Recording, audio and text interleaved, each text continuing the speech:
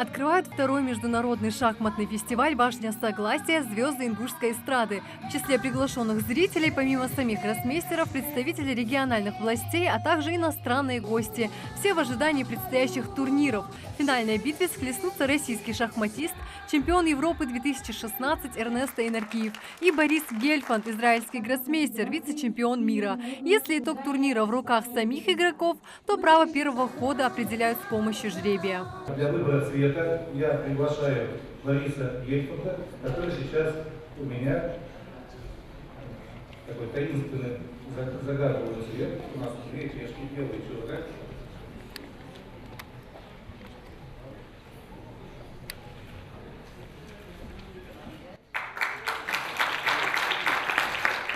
Первая партия завтра в 3 часа Борис Гельфанд будет играть белым цветом. Проиграно сражение, но не битва. Убежден чемпион Европы. Гроссмейстеры возьмут матч-реванш 13 августа. Напомним, в прошлом году израильский шахматист одержал победу в товарищеском матче на первом фестивале «Башня Согласия». Инаркиев сумел победить в последней партии матча. Однако по итогам всего противостояния больше очков набрал Гельфанд. Между тем Эрнесто не намерен уступать в лидерстве. Прошлый матч оставил очень важную пищу для размышлений. Он складывался для меня трудно, и когда мы определили, что в этом году состоится матч-реванш, довольно серьезная работа была проведена. Но в любом случае у меня довольно насыщенный год, много важных соревнований. Я выступаю в этом году в Гран-при. Впервые представляю клуб Ади Ахмат на международном уровне, турнире, в котором играют 24 сильнейших в мире игрока. Это серия таких турниров.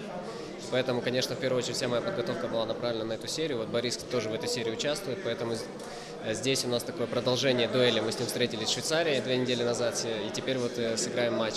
Как сложится, трудно сказать, потому что два очень сильных соперника, и тут в каждой партии, я уверен, будет идти напряженная борьба, много партий. Я настроен, скажем так, сделать все возможное, чтобы победить, да. Для преподавателей шахмат и судей сегодня также проводят семинар. Лекции читают заслуженный тренер России Павел Лобач и президент Международного школьного шахматного союза Александр Костев. Участники мастер-класса задают интересующие вопросы, тем самым повышая свой профессионализм в интеллектуальной игре. Занятия были по всем темам, по всем шахматным темам. Тактика, стратегия, дебют, меташпиль, эндшпиль, тренировочные разыгрывания учебных позиций. За короткий промежуток времени стараюсь дать в 10 раз больше, чем на обычных шахматных занятиях. В шахматном фестивале также примут участие юноши и девушки до 19 лет. Детский турнир «Надежды Северного Кавказа-2017» стартует 4 августа. Ахмед Хамхоев – один из участников. Он играет в шахматы 3-й год. За это время набрал немало опыта, изучал стратегии и различные тактики. В своей победе уверен настолько, что без опаски раскрывает секреты выигрышной партии. Есть один вариант, при которых я часто я выигрываю, а иногда проигрываю. Это защита Каракан. Уже 2-й или 1-й год играю.